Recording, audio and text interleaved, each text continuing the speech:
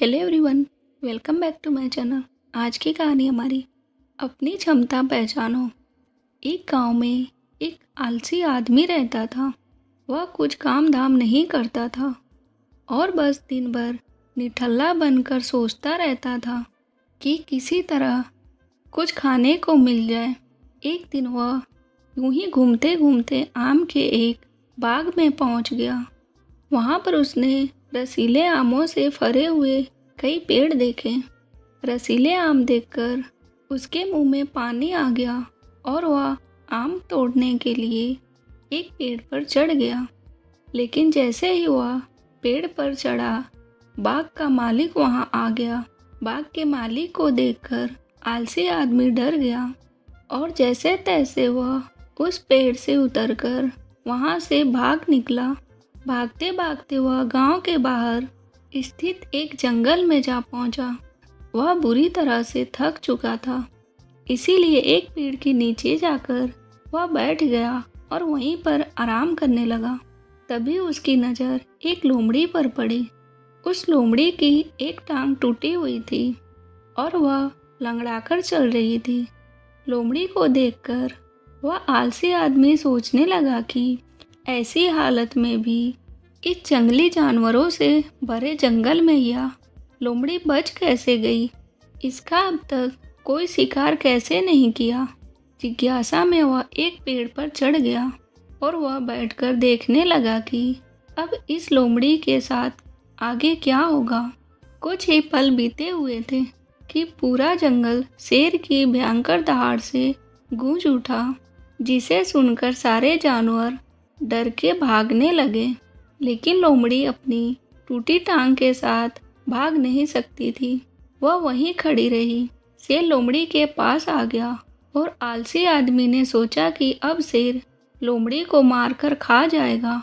लेकिन आगे जो हुआ वह कुछ अजीब सा था।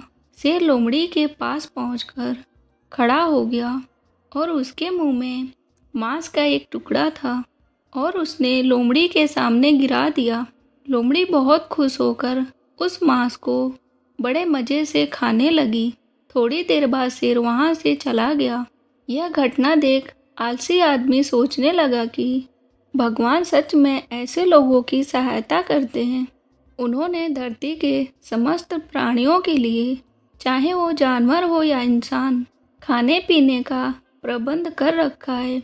वह अपने घर लौट आया और घर आकर वह 2-3 दिन तक बिस्तर पर लेटकर प्रतीक्षा करने लगा कि जैसे भगवान ने शेर के द्वारा लोमड़ी के लिए भोजन भेजवाया था, वैसे ही उसके लिए भी कोई ना कोई खाने पीने का सामान ले आएगा। लेकिन ऐसा कुछ नहीं हुआ।